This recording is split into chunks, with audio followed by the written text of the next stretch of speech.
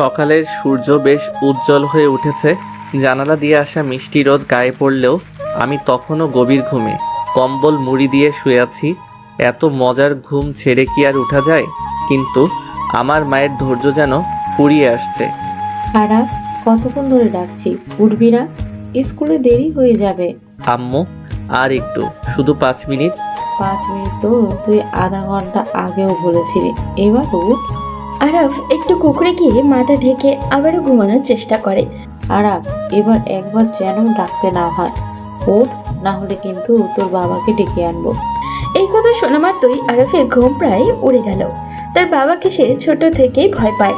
তার বাবা দেরি করে ঘুম থেকে ওঠা একদমই পছন্দ করে না। বাবা মানেই তো শৃঙ্খলা। ঘুমের ভেতর থেকেই আরাফ বলল, আম্মু, বাবাকে ডাকতে হবে কেন? আমি তো উঠেই গেছি। তোর বাবার নাম দিতেই উঠে গেলি।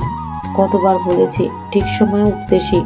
আরাফ হালকা বিরক্ত মুখ করে বিছানা থেকে নামতে নামতে বলল, মা, একদিন একটু দেরি হলেই তুমি এত কেন চিল্লাও? একটু দেরি কোথায়, কয়টা হয়েছে দেখেছিস? সিটি যাবি না? আর ফজরের নামাজ পড়িসনি। তোর বাবা জানলে কি করবে বুঝতে পারছিস? আম্মু, আমার লক্ষ্মী আম্মা, প্লিজ বাবাকে বলো না আমি এখনই উঠে ফ্রেশ হয়ে আসছি। একবারে কলেজের জন্য রেডি হয়ে নিচে আসিস, আমি টেবিলে নাস্তা দিচ্ছি। আচ্ছা আম্মু। বলেই আরাফ আলস্য ভেঙে উঠে ওয়াশরুমে চলে গেল ফ্রেশ হতে। আরাফ ফ্রেশ হয়ে নিক, এর মধ্যে আমরা তার পরিচয়টা জেনে নিই। আমি তানভীর হাসান আরা, বাবা মায়ের দুই মাত্র সন্তান কেন বললাম, আসলে আমার আরেকটা বড় বোন আছে তাই বললাম। এবার কলেজ শেষ করে নতুন ভার্সিটিতে ভর্তি হয়েছি। নতুন ভার্সিটিতে ভর্তি হলে ছেলেদের মন তো একটু পাখির মতো উড়ু উড়ু করবে, একটু প্রেম প্রেম করবে। কিন্তু আমার যে বাবার ভয়ে প্রেম করার আর সাহস করে উঠতে পারি না। কিছুক্ষণ পর ফ্রেশ হয়ে গায়ের ভার্সিটির ইউনিফর্মটা চাপিয়ে নিচে নেমে এলো সকালে নাস্তা করতে। টেবিলে তার মায়ের হাতে তৈরি গরম গরম পরোটা আর ডিম ভাজা রাখা ছিল, যা দেখে মনটা আরো ভালো হয়ে গেল। নাস্তা শেষে ব্যাগটা কাঁধে নিয়ে দরজার দিকে এগোতেই হঠাৎই পিছন থেকে তার বাবার গম্ভীর গলার ডাক দিলেন। আরাফ, শোনো। এই ডাক শুনে আরফের পা থমকে গেল। বাবার গলা বরাবরই তার মনে এক ধরনের চাপ তৈরি করে। যদিও জানে বাবার সব কথাই তার মঙ্গলের জন্য, সে মৃদু শ্বাস ফেলে পিছু ঘুরল এবং বাবার দিকে এগিয়ে গেল। জি বাবা। ঘুম থেকে কখন উঠেছো আর ফজরের নামাজ পড়েছো? আরফের মা কিচেন থেকে কথাটা শুনেই ঘাবড়ে গেলেন। তিনি বুঝতে পারলেন ছেলে আর চিপায় পড়েছে। তিনি কিচেন থেকে দৌড়ে এসে আরাফকে বলল, আরা, তুই এখনো যাসনি? ভার্সিটির সময় তো পেরিয়ে যাচ্ছে, তাড়াতাড়ি যা। মায়ের এমন কথা শুনে আরাফ যেন হাঁপ ছেড়ে বাঁচল। তাড়াতাড়ি করে বাসা থেকে বেরিয়ে ভার্সিটির উদ্দেশ্যে রওনা দিল।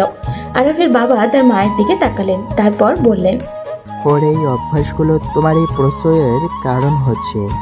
ফজরের নামাজ পড়েনি, ঘুম থেকে দেরি করে উঠেছে, আর তুমি আবার ওকে বাঁচানোর জন্য এসেছো।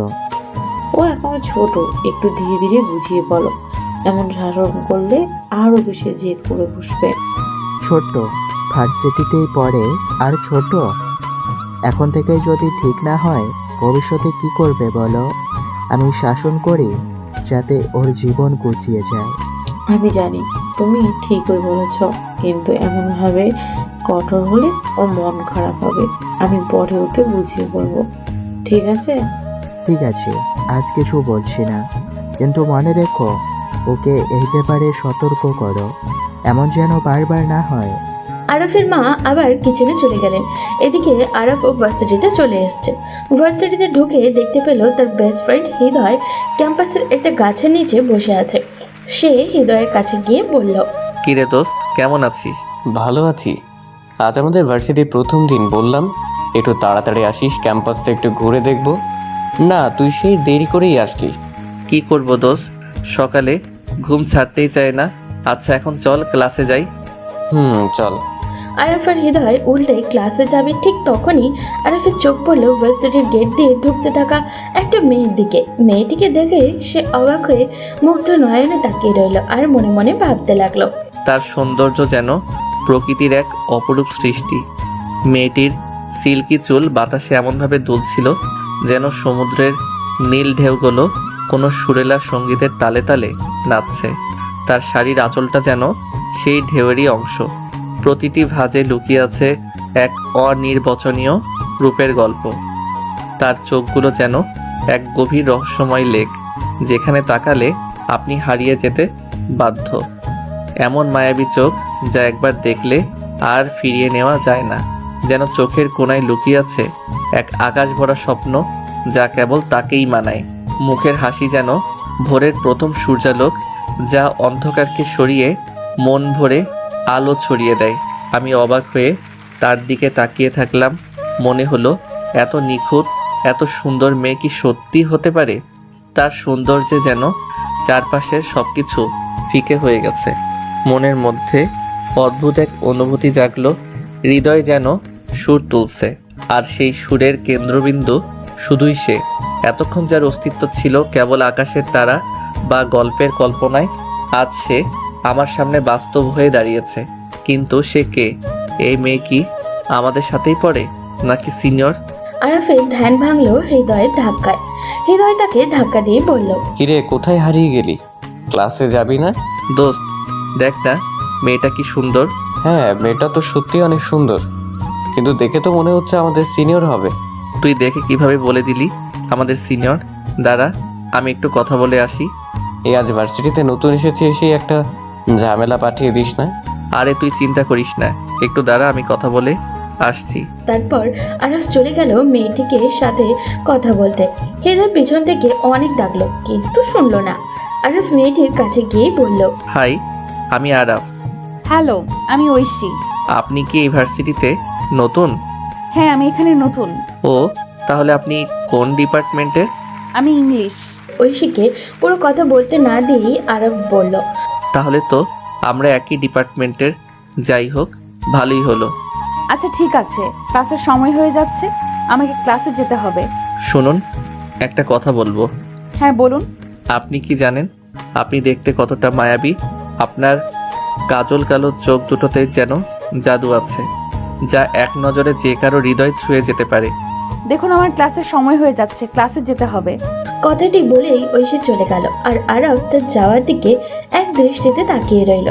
আর হৃদয় যেন এক অদ্ভুত ভালো লাগা কাজ করতে শুরু করলো, যেন কোনো মায়া বা রহস্যময় মাখা অনুভূতি তাকে জড়িয়ে ধরেছে। একটু সময়ের জন্য সে স্থির দাঁড়িয়ে রইল, তারপর নিজের মনের সমস্ত অনুভূতি একদিকে করে ক্লাসে চলে গেল। কিন্তু ক্লাসে এসে সে কিছুটা অবাক হয়ে গেল। ঐশী সেখানে ছিল না। তার অভাব যেন পুরো কক্ষে শান্তি করে নিল। সে খানিকটা চিন্তিত হয়েই পড়ল। ঐশী তো তাকে বলেছিল ইংলিশ ডিপার্টমেন্টের।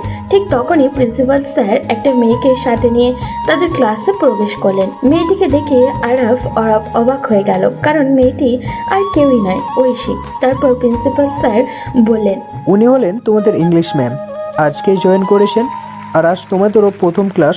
আশা করি তোমরা ম্যাডামকে সাপোর্ট করবে। ম্যাডাম, আপনি তাহলে তাদের সাথে পরিচিত হয়ে নেন, আমি আসছি। ঠিক আছে স্যার। প্রিন্সিপাল স্যার চলে গেলেন। তারপর ঐশী বলতে লাগলো, hello dear students, hello ma'am, how are you? I am fine. আমি মিস্তাউল জান্নাত ঐশী। এটা আমার প্রথম ক্লাস তোমাদের সাথে, আর আমার টিচিং লাইফেরও প্রথম ক্লাস। আমি আশা করছি তোমরা সবাই আমাকে সাপোর্ট করবে এবং একসাথে অনেক কিছু শিখবো। তাহলে সবাই নিজেদের পরিচয় দিয়ে দাও, যাতে আমরা একে অপরকে আরো ভালোভাবে জানতে পারি। তারপর সবাই একে একে নিজেদের পরিচয় দিতে থাকলো। এদিকে হৃদয় আরফকে হাত দিয়ে একটু খোঁচা দিয়ে বলল, কিরে, বলেছিলাম না ভার্সিটির প্রথম দিন কোনো ঝামেলা বাঁধাস না। আরে আমি কি জানতাম ও আমাদের ম্যাম হবে? আর এত ছোট মেয়ে কি ম্যাম হয় নাকি? উনি ছোট, তুই জানলে কি করে? মেয়েদের বয়স বোঝা যায় নাকি? আরে এখন একটু থাম, দেখ আগে কপালে কি আছে। আল্লাহ তুমি বাঁচাও। সবাই পরিচয় দিল। এবার আরাফের পালা। আরাফ উঠে দাঁড়াতেই ঐশী বলল, মিস্টার আরাফ, তাই না? জি ম্যাম। তো বাইরে কি যেন বলছিলে? কই ম্যাম, কিছু না তো। ভার্সিটিতে প্রথম দিন এসেই মেয়েদের সাথে ফ্লার্ট করা শুরু করে দিয়েছো? ফ্ল্যাট কোথায় করলাম ম্যাম? যা সত্যি তাই বললাম। সুন্দরকে সুন্দর বলেছি, এটাকে কি ফ্ল্যাট করা বলে? আরাফের কথা শুনে ক্লাসের সবাই হো হো করে হেসে দিল। ঐশী সবাইকে ধমক দিয়ে চুপ করিয়ে দিল। তারপর বলল, আজকে প্রথম ক্লাস দেখে তোমাকে মাফ করে দিচ্ছি, বসো। ঐশী ক্লাস শুরু করলো। তার কথা বলার ধরন আর বোঝানোর উপায় একদম প্রফেশনাল ছিল। পুরো ক্লাসটাই বেশ প্রাণবন্ত হয়ে উঠল, আর তার মিষ্টি হাসি আর আত্মবিশ্বাসী আচরণে সবাই মুগ্ধ হয়ে গেল। পুরো ক্লাস জুড়ে আরফ একদম মনোযোগ দিতে পারছিল না। তার চোখ পুরোপুরি ঐশীর উপরেই ছিল, যিনি ক্লাসে নতুন মায়াময় আলো ছড়িয়ে দিয়েছেন। ঐশীর প্রতিটি কথা, তার প্রতিটি হাসি, সবকিছু যেন আরফের হৃদয়ে গভীর ছাপ রেখে যাচ্ছিল। ক্লাস শেষে আরফ ভার্সিটির গেটের সামনে তার গাড়ি নিয়ে দাঁড়িয়ে আছে ঐশীর অপেক্ষায়। ঐশী বাসায় যাবে বলে ভার্সিটি থেকে বের হলো। তখনই আরফ ঐশীর কাছে এসে বলল, ম্যাম চলুন, আপনাকে বাসায় ড্রপ করে দেই। নো থ্যাঙ্কস, আমি রিক্সা করে যেতে পারবো। প্লিজ ম্যাম, চলুন না। ঐশী কিছুক্ষণ চিন্তা করে মনে মনে সিদ্ধান্ত নিল যে আজকের দিনটা কষ্টটা যেন একটু কমানো উচিত। তাই সে আরফের দিকে তাকিয়ে হালকা হাসি দিয়ে বলল, ঠিক আছে আরাফ। তারপর ঐশী গাড়িতে উঠে বসলো। আরফ জিজ্ঞাসা করলো, ম্যাম আপনার বাসা কোথায়? মিরপুর। তাহলে তো ভালোই হলো, আমার বাসাও মিরপুর। গাড়ি তার আপন গতিতে চলছে। আরফ ও ঐশী চুপচাপ বসে আছে। অনেকক্ষণ যাওয়ার পর আরফ নীরবতা ভেঙে বলল, ম্যাম আই অ্যাম সরি আজকে সকালের ঘটনাটির জন্য। ইটস ওকে, বাট তুমি তো অনেক ভালো স্টুডেন্ট, তাহলে এরকম খারাপ ছেলেদের মতো মেয়েদের সাথে ফ্লার্টিং করো কেন? না ম্যাম, আমি সত্যি খারাপ ছেলে নই। আসলে এর আগে কখনো কোনো মেয়ের সঙ্গে এভাবে কথা বলিনি। সবসময় পড়াশোনার মধ্যেই ব্যস্ত থাকি, কিন্তু আপনাকে যখন প্রথম দেখলাম জানি না কেন আমার মনে একটা অদ্ভুত অনুভূতি হলো। আপনার সঙ্গে কথা বলতে ইচ্ছে করছিল, তাই হয়তো অজান্তেই ওরকমটা বলে ফেলেছি। আমি সত্যি দুঃখিত ম্যাম। ঠিক আছে, বুঝতে পারছি, তোমাকে ক্ষমা করে দিলাম। কিন্তু মনে রেখো, তুমি একজন খুব ভালো ছাত্র, আর তোমার লক্ষ্য হওয়া উচিত মনোযোগ দিয়ে পড়াশোনা করা। পড়াশোনার মাধ্যমেই তুমি নিজের পায়ে দাঁড়াবে, একটা ভালো চাকরি পাবে, আর তখন দেখবে একজন সত্যিকারের ভালো মেয়ে তোমার জীবনে আসবে। কিন্তু মনে রেখো, এভাবে মেয়েদের সাথে ফ্লার্টিং করে বা প্রেম ভালোবাসার পেছনে সময় নষ্ট করে জীবনে সফল হওয়া সম্ভব নয়। নিজের স্বপ্ন আর ভবিষ্যৎকে গুরুত্ব দাও।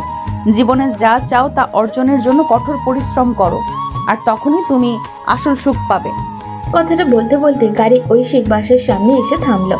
ঐশী গাড়ির দরজায় হাতল ধরে আরফের দিকে তাকিয়ে মৃদু হাসি দিয়ে বলল, ঠিক আছে আরাফ, আজকের জন্য এখানেই শেষ করি, এবার তুমি বাড়ি যাও। ঠিক আছে ম্যাম, তবে একটা কথা বলতে চাই। বলো। আমার বাসা এখানে কাছেই। আপনি অনুমতি দিলে আপনি প্রতিদিন একসাথে ভার্সিটি যেতে পারি। তার কোনো প্রয়োজন নেই, আমি একাই যেতে পারবো। ধন্যবাদ। ওকে ম্যাম, আল্লাহ হাফেজ। আল্লাহ হাফেজ। ঐশী ধীরে ধীরে তার বাসার গেটের দিকে হাঁটতে লাগলো। আরফ তখন গাড়ির পাশেই দাঁড়িয়েছিল, তার চোখ ঐশীর দিকে। ঐশী যখন গেটের ভেতরে ঢুকতে যাচ্ছিল, হঠাৎই আরফ পিছন থেকে বলল, ম্যাম আপনি কিন্তু সত্যি অনেক সুন্দর, রূপবতী আর মায়াবতীও। আমি কিন্তু সকালে একটা কথাও মিথ্যা বলিনি। কথাটি বলে আরব গাড়িতে উঠে সেখান থেকে চলে গেল। ঐশী পিছন দিকে তাকিয়ে মুচকে হাসতে লাগলো, আর মনে মনে ভাবতে লাগলো, কতটা অদ্ভুত ছেলেটা, এত সরল আবার এত বুদ্ধ, কিন্তু তার কথাগুলো সত্যি আন্তরিক ছিল। এই দিনটা মনে রাখার মতো হয়ে গেল। ঐশী হাসতে হাসতে ভেতরে চলে গেল। ঐশী এইরকম হাসি দেখে তার বাবা জিজ্ঞাসা করলেন, কিরে মা, কি হয়েছে? এইরকম হাসতেছিস কেন? না বাবা, এমনি কিছু হয়নি। তুমি দুপুরে ওষুধ খেয়েছো তো? হ্যাঁ রে মা, ওষুধ খেয়েছি। ঐশী তার বাবা মায়ের একমাত্র সন্তান, তবে জন্মের সময় তার মা পৃথিবী ছেড়ে চলে গিয়েছিলেন, আর সেই শূন্যতা তাকে ছোটবেলা থেকেই বয়ে বেড়াতে হচ্ছে। বাবা ছিলেন তার পৃথিবী, কিন্তু কিছুদিন আগে একটি ভয়াবহ সড়ক দুর্ঘটনায় তার বাবা 2 পা হারান। এখন তিনি সবসময় হুইল চেয়ারেই বসে থাকেন। তার দিনগুলো কাটে বাড়ির 4 দেওয়ালের মধ্যে। ঐশীর পরিবার খুবই সাধারণ। তার বাবার আয় তেমন কিছু ছিল না, আর এখন তার উপার্জন বন্ধ। বাবার অফিস থেকে দয়া করে দেওয়া একটি ছোট বাসায় তারা থাকেন। এতদিন ঐশীর বাবার কোম্পানি থেকে অল্প কিছু টাকা দেওয়া হতো, আর সেই সামান্য টাকাতেই তাদের সংসার কোনো মতে চলতো। কিন্তু দুর্ভাগ্যবশত কিছুদিন আগে কোম্পানি থেকে সেই টাকাটাও দেওয়া বন্ধ হয়ে যায়। এই পরিস্থিতিতে আর কোনো উপায় না দেখে ঐশী ভার্সিটির জবটা নেয়। তার বাবার চিকিৎসা, তাদের বাসার খরচ এবং নিত্যদিনের প্রয়োজনীয় সব কিছু এখন ঐশীর এই চাকরির আয়ের উপরে নির্ভর করে। ঐশী তার রুমে চলে গেল, তারপর ফ্রেশ হয়ে এসে তার বাবার কাছে বসলো। তার বাবা জিজ্ঞাসা করলেন, আজ তো তোমার প্রথম দিন ছিল ভার্সিটিতে, কেমন গেল? হ্যাঁ বাবা, আজ আমার প্রথম দিন। একটু নার্ভাস ছিলাম, কিন্তু দিনটা মোটামুটি ভালোই কেটেছে। আমার মেয়ে তো খুব সাহসী, ঠিকঠাক সব সামলে নিয়েছো তাই না? সামলে নিয়েছি, কিন্তু ক্লাসের ছেলেমেয়েরা খুব কিউরিয়াস। সবাই যেন আমার প্রতিটি কথার উপর চোখ রাখছিল। মনে হচ্ছিল আমি যেন পরীক্ষা দিচ্ছি। তাদের দোষ দিচ্ছিস কেন? তুই যে অনেক মিষ্টি আর গুছিয়ে কথা বলিস, সবাই তো মুগ্ধ হবে। ও বাবা, এইসব প্রশংসা রেখে দিন। তবে একটা কথা বলি, সত্যিই ক্লাস নিতে মজা লেগেছে। পড়ানোর সময় মনে হলো আমি সত্যিই কিছু একটা করতে পারছি। তুই এখন শুধু একজন মেয়ে নস, তুই আমার ভরসা, আমার শক্তি। তুই যে দায়িত্ব নিয়েছিস সেটা খুব বড়, কিন্তু কখনো ভয় পাস না। আমি জানি তুই পারবি। ঐশীর চোখে জল এসে গেল। সে বাবার হাতটা শক্ত করে ধরলো আর বলল, বাবা, আমি চেষ্টা করব, তোমাকে আর কোনোদিন কোনো কষ্ট পেতে দেব না। ঐশীর কথা শুনে তার বাবা আর নিজেকে ধরে রাখতে পারলেন না। তিনি কাঁপা কাঁপা হাতে ঐশীকে জড়িয়ে ধরলেন। ঐশীর চোখ থেকে কয়েক ফোঁটা অশ্রু ফসকে পড়ে গেল। পরিবেশ একেবারে নীরব হয়ে গেল। শুধু তাদের ভালোবাসার নিঃশব্দ ভাষা চারপাশে ছড়িয়ে পড়ল। এদিকে আরাফ বাসায় গিয়ে ফ্রেশ হয়ে কিছুক্ষণ শুয়েছিল। তার ক্লান্ত শরীর আর ভার্সিটির প্রথম দিনের উত্তেজনা মিলিয়ে কখন যে ঘুমিয়ে পড়েছে সে নিজেও জানে না। প্রায় রাত তখন 10টার দিকে তার ঘুম ভাঙলো। আরাফ ঘুম থেকে উঠে কিছুক্ষণ বিছানায় বসে থাকলো।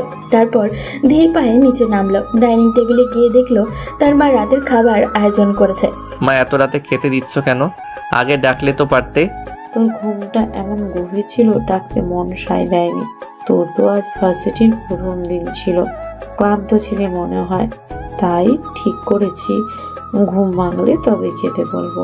আরাফ একটু হাসলো। ডাইনিং টেবিলে বসে মাকে খাবার দিতে বললো। খাবারের ঘ্রাণে তার ক্ষুধা যেন আরো বেড়ে গেল। খাবার খেতে খেতে তার মাকে বলল, মা, সত্যি বলি, আজ দিনটা খুব ইন্টারেস্টিং ছিল। ভার্সিটির অনেক নতুন অভিজ্ঞতা হলো, তবে অনেক মজাও পেয়েছি। তুই আর তোর নতুন অভিজ্ঞতা। আচ্ছা, খেয়ে নিয়ে তোর বাবার কাছে একটু বসে গল্প করিস, ও তোকে দিনভর দেখেনি। আরব খাবার খেতে খেতে মায়ের কথাগুলো শুনছিল আর তার মনে আজকের দিনে নানান ঘটনা ঘুরপাক কাটছিল, বিশেষ করে ঐশীর সঙ্গে কাটানো মুহূর্তগুলো। সে কথাগুলো ভাবছিল আর মিটমিট করে মনে মনে হাসছিল। তার এই হাসি দেখে তারপর তার বোনও তিশা বলল, কে রে আরাফ, এভাবে মিটিমিটি হাসছিস কেন? কি হলো? কই কিছু না, এমনি।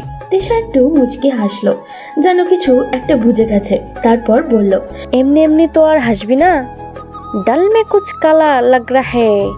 তুই ভার্সিটির প্রথম দিন কারোর প্রেমে পড়লি নাকি? আরব তাড়াতাড়ি মাথা নেড়ে দিল, কিন্তু মুখে লাজুক হাসিটা আটকে রাখতে আর পারল না। আপু, এসব কি বলিস? কিছু না, আমি তো স্রেফ নতুন পরিবেশে একটু আলাদা মজা পাচ্ছি। আচ্ছা, বুঝেছি। আচ্ছা বল, কে সেই লাখি মেয়ে, কার প্রেমে পড়েছিস? আরে কিছু না, ভার্সিটিতে নতুন বন্ধু হয়েছে, তাই মনে একটু ভালো লাগছিল। হ্যাঁ, বুঝতে পেরেছি, এটা বন্ধু নয় বান্ধবী হয়েছে, তাই না? তবে তোর সাথে ওই মেয়েটার কিছু ঘটেছে নাকি? আপু প্লিজ, এসব কিছুই না। তুই কি শুরু করলি? আচ্ছা ঠিক আছে, তুই চাইলে কিছু বলিস না, কিন্তু মনে রাখিস আমার কিন্তু দরকার পড়বে একদিন। ওইটা সময় আসলেই দেখা যাবে।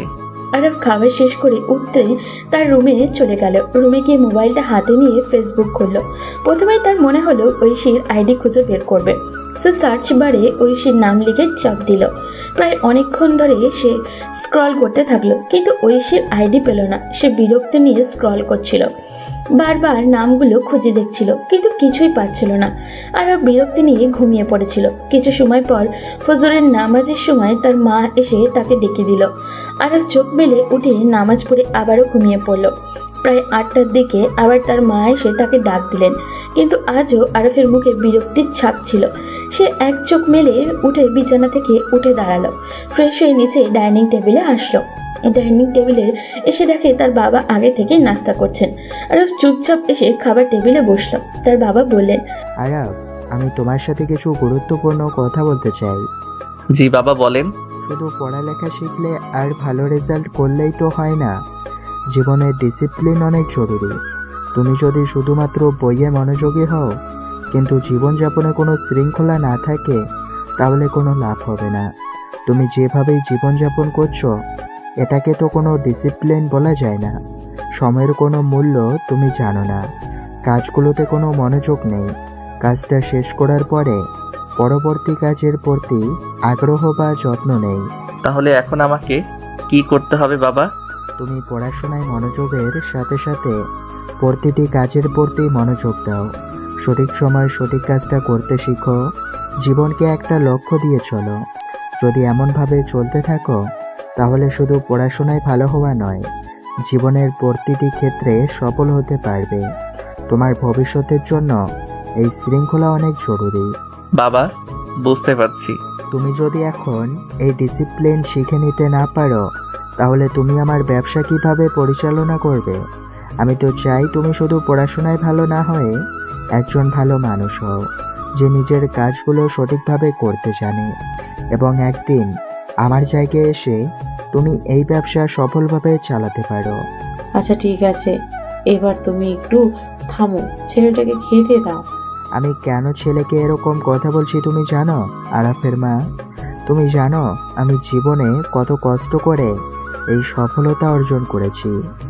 আমি যদি আজকের মতো একটা অবস্থানে এসে পৌঁছাতে পারি সেটা শুধু পরিশ্রম, ডিসিপ্লিন আর সঠিক পথ অনুসরণ করার জন্যই। আমি চাই আমার ছেলে ছোট থেকেই একজন ভালো মানুষ এবং সফল মানুষ হিসেবে গড়ে উঠুক। আমি তাকে সব কিছু দিতে পারবো, কিন্তু যদি সে নিজের পায়ে দাঁড়াতে না শিখে, যদি সে শৃঙ্খলা, পরিশ্রম আর সঠিক সময়ের মূল্য না শিখে, তাহলে তার অর্জন কিছুই হবে না। জি বাবা, আমি বুঝতে পেরেছি আপনার কথা। আমি আপনার দেওয়া উপদেশগুলো মেনে চলার চেষ্টা করব। আরাফ নাস্তা শেষ করে বাসা থেকে বের হয়ে ভার্সিটির উদ্দেশ্যে গাড়িতে উঠল। গাড়িতে স্টার্ট দিতে গিয়ে হঠাৎ তার মনে পড়ে গেল ঐশীর কথা। কিছুক্ষণ স্থির হয়ে থাকার পর সে গাড়ি চালানোর পরিবর্তে হেঁটে বের হওয়ার সিদ্ধান্ত নিল। হেঁটে হেঁটে ঐশীর বাসের সামনে এসে পৌঁছালো। ঠিক তখনই ঐশী বাসা থেকে বের হয়ে রিক্সা খুঁজতে শুরু করলো এবং কিছুটা সামনে এগিয়ে যেতে থাকলো। আরাফ দেখতে পেল ঐশী একদম সোজা হাঁটছে, তাই সে তার পেছন পেছন চলে যেতে শুরু করলো। বিষয়টা লক্ষ্য করলো ঐশী, একটু থেমে গিয়ে পিছনে তাকালো আর বলল, আরাফ, আরাফ এদিকে আসো। Ma'am, good morning ma'am. তুমি আমাকে দেখে পেছনে ঘুরে গেলে কেন? আমি? হ্যাঁ। কই না তো ম্যাম। তুমি আমাকে ফলো করছিলে কেন? আমি? হ্যাঁ। কই না, তোমাকে কেন ফলো করব আমি? আমি তো ওই যে ইউনিভার্সিটি যাচ্ছিলাম। তোমার ক্লাস তো আরো 1 ঘন্টা পর, তুমি এত তাড়াতাড়ি কেন ভার্সিটিতে যাচ্ছ? ওই যে ম্যাম, আপনি তো বললেন ভালো স্টুডেন্টরা ভার্সিটিতে তাড়াতাড়ি যায়, আর রাস্তাঘাটে তো অনেক জ্যাম থাকে, তাই আর কি। আচ্ছা, আগে যাওয়া ভালো, কিন্তু আমি যে কাল বিকেলে দেখলাম তুমি আমার বাসার সামনে দাঁড়িয়েছিলে আর উপর দিকে তাকাচ্ছিলে কেন? ম্যাম, আমরা ক্রিকেট খেলি তো, আর আমাদের রাস্তায় কাজ চলতেছে, তাই নতুন রাস্তা খুঁজতেছিলাম। আচ্ছা ঠিক আছে, কিন্তু তোমার গাড়ি দেখছি না। আজ ভার্সিটিতে কিভাবে যাবে? আজ ভাবছি রিক্সায় যাব, হাওয়া খেতে খেতে। ও আচ্ছা ঠিক আছে। আচ্ছা একটা রিক্সা দেখো। রিক্সা ঢাকার কথা শুনে আরাফের মনটা যেন আনন্দে ভরে উঠল। তার মনে হলো আজ সে ঐশীর সঙ্গে একই রিক্সায় যাবে। সেই ভাবনায় তার মুখে এক মিষ্টি হাসি ফুটে উঠল। সে দ্রুত একটি রিক্সার ডাক দিল আর ঐশীও রিক্সায় উঠে বসে। আরাফ রিক্সায় উঠে পাশে বসে যেতে যাচ্ছিল, কিন্তু তখনই ঐশী তার দিকে তাকিয়ে বলল, আরাফ, সামনে থেকে আমার একটা ফ্রেন্ড উঠবে, তো তুমি আরেকটা রিক্সা নিয়ে চলে আসো, আর ভার্সিটিতে দেখা হবে। Good bye. এই কথাটা শুনেই আরাফের সমস্ত আনন্দ যেন এক মুহূর্তেই উড়ে গেল। সে কিছুক্ষণ চুপ করেছিল, তারপর আরাফ আরেকটা রিক্সা নিয়ে ভার্সিটিতে চলে গেল। ভার্সিটিতে গিয়ে দেখলো রিয়াদ এখনো আসেনি, তাই সে রিয়াদকে কল করলো। হ্যালো রিয়াদ, কই তুই? কেন, আমি তো বাসায়। ভার্সিটিতে আসবি না? ভার্সিটিতে আসবো তো, কিন্তু ক্লাসে তো এখনো সময় আছে। তুই এত তাড়াতাড়ি ভার্সিটিতে কি করিস? কিছু না, আজ ঘুম একটু তাড়াতাড়ি ছেড়ে গেছে, তাই চলে আসলাম। তুই চলে আয় তাড়াতাড়ি, আমি অপেক্ষা করছি। আচ্ছা ঠিক আছে, আমি আসতেছি। তারপর আরাফ ক্যাম্পাসের পুকুর ঘাটে এসে বসলো। শান্ত পরিবেশ আর পুকুরের স্নিগ্ধতা তার মনকে একটু শান্তির অনুভূতি দিচ্ছিল। কিছুক্ষণ পর হৃদয়ও আসলো, আরাফের পাশে এসে বসে একটু হাসি দিয়ে বলল, কিরে, আজ এত তাড়াতাড়ি চলে আসলি? আর এখানে একা একা বসে কি করছিস? কিছু না, এমনিতেই বসে আছি। মনটা অনেক খারাপ, একটা বিষয় নিয়ে অনেক চিন্তিত, কিছুই বুঝতে পারছি না। কি হয়েছে, আমাকে সবকিছু খুলে বল। আমি মনে হয় ঐশী ম্যামকে ভালোবেসে ফেলেছি। সব সময় শুধু তারই কথা মনে পড়ে, কিন্তু তিনি তো আমার সিনিয়র। আমাদের সম্পর্কটা কি কোনোভাবে সম্ভব? আমি কি ম্যামকে আমার ভালোবাসা বোঝাতে পারবো? আরাফ, আমি বুঝতে পারছি তোর অনুভূতিগুলো। যখন একজন বিশেষ মানুষকে পছন্দ করো, তখন সেটা সত্যিই খুব শক্তিশালী একটা অনুভূতি হতে পারে। কিন্তু একটা বিষয় মনে রেখো, সম্পর্ক গড়ার জন্য শুধু ভালোবাসা যথেষ্ট নয়।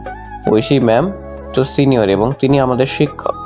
এই বাস্তবতা মেনে চলাটা খুবই গুরুত্বপূর্ণ। সম্পর্ক যখন প্রফেশনাল সীমার মধ্যে থাকে তখন তার সাথে বন্ধুত্বপূর্ণ সম্পর্ক গড়া আরও ভালো হতে পারে। আগে থেকেই যেন তোমরা একে অপরকে ভালোভাবে বুঝতে পারো।